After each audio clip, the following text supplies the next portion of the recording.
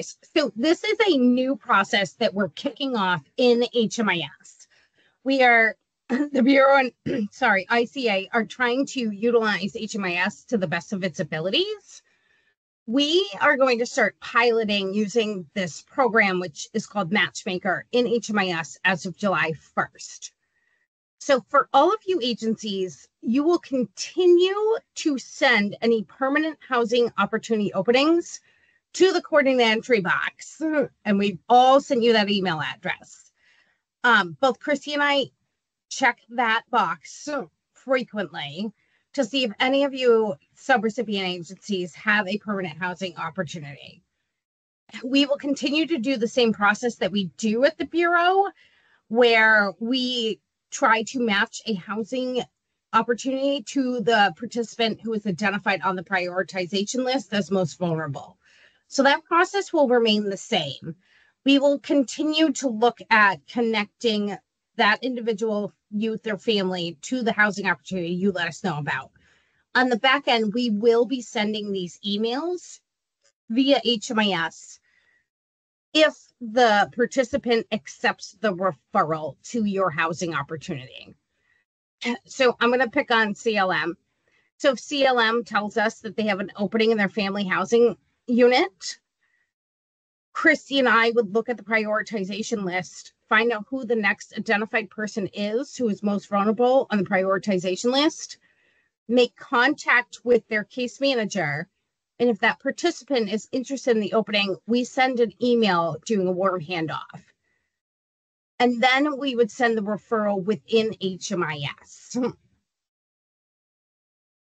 It's kind of something we're doing on the back end because, again, we have noticed one of the things HUD is starting to track for all of the coordinated entry projects is referral status. So they're highly looking at the number of people who are placed on the prioritization list, those who have received a referral, and where people are being referred to. So we're trying to start to capture that information within HMIS by sending this email internally. I'm going to pause because I know there's a bunch of questions in the chat. Samantha, TSH, are you talking about transitional supportive housing? She said yes. So for Balance Estate, this is a Balance Estate call that we're doing. We only have one project that is THRH, which is Claremont Learning Partnership. So I don't know how Manchester is going to do it with transitional housing. But this is for all of the projects within the Balance Estate, whether you are rapid rehousing, permanent supportive housing, or transitional rapid rehousing. And then I will field the next one from Kayla on which agency takes lead. Kayla, it's really going to work very similar to the way that it works now, where you will get the connecting email between, I will send that email out to the agency people, and you guys will connect and communicate and figure out the game plan for getting the enrollment going. The HMIS stuff really is going to be slightly in the background so that we get the tracking and the data purposes. So I hope that answers that question.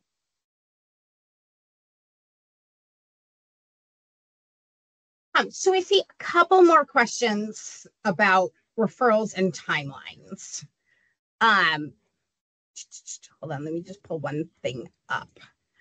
For all of you who are housing providers, the out-of-date coordinated entry manual, which I'm working on updating, I swear, Christy McDonald. For all of you who are housing providers, it's the expectation that if you receive an email from Christy McDonald or myself or someone at BHS saying, we've identified this participant youth household for this opening, that your agency connects with that case manager and updates and enrolls that person into the project if they're eligible for your project. And I say eligible because some of you may be reaching out for referrals for those who are fleeing or attempting to flee domestic violence or who are experiencing chronic homelessness. And I know that those are eligibility verifications you need to have for the person, youth, or household to enter into your project. But once you're able to verify all that information, they should be enrolled in your project. If there's some reason a referral is not successful, we would ask that you reach out to the Bureau of Housing Supports and let us know why that referral was not successful, whether they didn't meet eligibility verification, you're not able to get a hold of them, or if the participant refused your project. Please reach out to us via the coordinated entry inbox email address and let us know if someone refused after they initially accepted.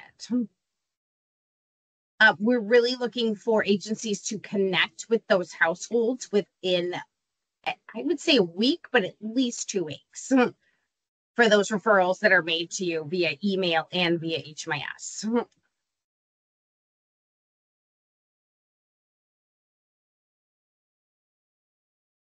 Sorry, I'm reading the chat. Angie. Angie, it should not affect your projects of getting chronically homeless housed. This is more about the coordinated entry project and looking at who the coordinated entry project is serving and what their outcomes are. Because all of the permanent housing projects already have their own metrics set up through the annual performance report and system performance monitoring.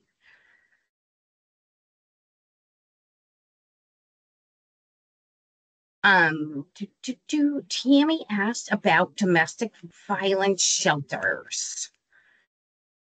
So in regards to domestic violence shelters, Tammy, so there are most of them who are member agencies in the coalition do not enter into HMIS. They have a comparable database. We have the coordinated entry domestic violence project, which you work for, and we have a way for people to be entered onto the prioritization list without being entered into HMIS. We will continue again to do the same process that we're currently doing.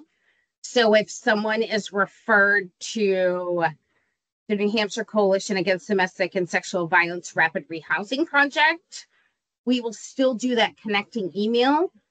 There will not be that referral through HMIS because the HMIS does not talk to your comparable database. I'm hoping that made sense.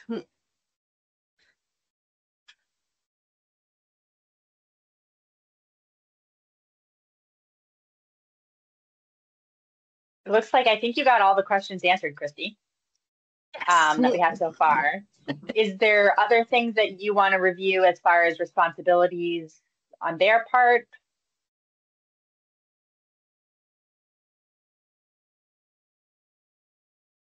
I don't have anything else. I will be sending out some of the policies that are included in the coordinated entry manual. And we did record this training and we will upload it to our YouTube channel once we get it from ICA because they're recording it for us. Thank you. But again, oh, go ahead. Sorry, Christy. I was just going to say, I don't know if it would be helpful. We kind of went through the HMIS piece real quick and we had a little bit of a glitch there. Would it be helpful for everybody if we just showed that maybe one more time just to make it very clear what their responsibility is in HMIS? I know it's real quick, but we kind of, yes, please. And a couple people hopped on after the fact. So yeah, exactly. Sure so everybody saw let's just show it one more time just in case. We'll go a little slower and make sure everybody can see it. All right. So part of that was once the reason why that happened is the client stays in your pending tab even after you accept them. So because I denied it, it went away. But so it will be the same process when you are, as Christy said, they will already have done the communicating with you saying like, we are going to send Frank Dodge a referral internally for your PSH opening that you have. And so when you log in, like I said, it'll be in this pending tab and you will just go into his name and you will update this to pending in process. to acknowledge that you've done the referral. I did see that somebody asked in the chat, like, how many days they have to, I think Angie asked how many days to accept the referral. I don't know if you went over that, Christy. They should be accepting the referral within 5 days, which is in concert with the HMIS policy of data entry. Great. So within 5 days, you have to at least acknowledge it, and then you will do that. If you have talked to the client, you guys made the connection, you talked to the client, then you're denying the referral, it will be in this same tab. So pending in process.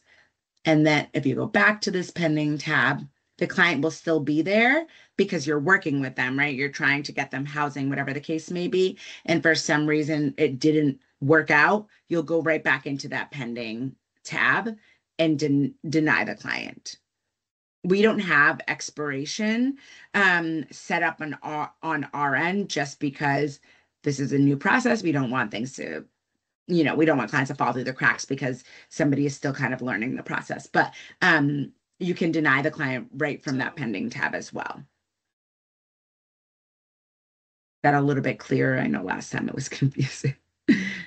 If you do choose denied, also there'll be a little box, a note box that pops up, and it'll ask you reasons why it was denied. So you can select those reasons. And then if you want to include the denial information there, just a note for your CE leads that might be looking at it, you can put that in the note box as well. And this is actually required. It doesn't let you move forward unless you put something in the note box.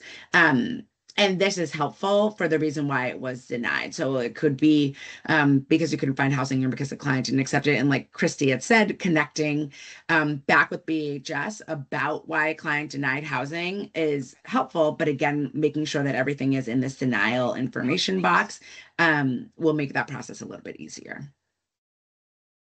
So any referrals that your agency is receiving will be in this pending tab. And once you've acknowledged them, they turn this little greenish color. And when you haven't acknowledged them, they're not this color. When you go to enroll that client into your rapid rehousing or permanent supportive housing project, you'll see it when you go to enroll them. It'll be like a big red mark that says like pending referral. So you'll know it. And then once you enroll them into your project, it'll take them off the queue for you. So I just wanted to reiterate that there's nothing else that you have to do at that point. You're just going to enroll them like you always have. And then all the system will do all that back end stuff for you and remove them from the queue. And I can kind of show you so once you are working with that client and everything is started, this box right here will populate, and then this program placement as a result of the referral is what is being tracked in that CE APR, and that's important that you see that as you're accepting that referral. And even if for some reason you aren't able to acknowledge it, this box will populate anyways, so that link will already be there. And if I do enroll this client, let's see this out.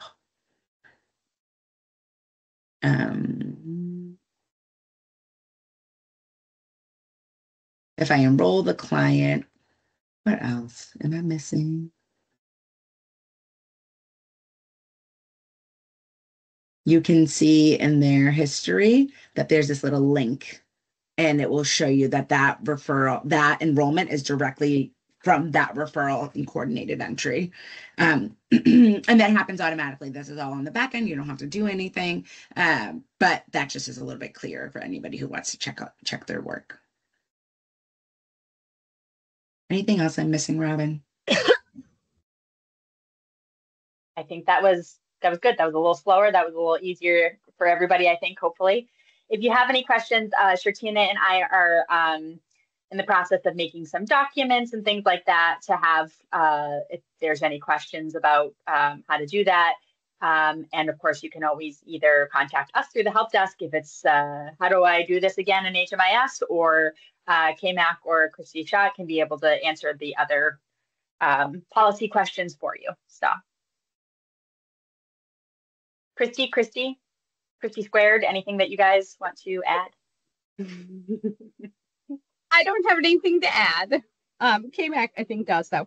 I was just going to say the referral process for now is going to still continue to look very similar to what it is now with the emails and the back and forth. We are just working to getting some of those referrals captured in HMIS. Someday we may do everything in HMIS, but that'll be when we're all much more comfortable. And feel free, if you get a referral or you see something that's wonky, reach out and we can talk through things. Because yeah, it's fun.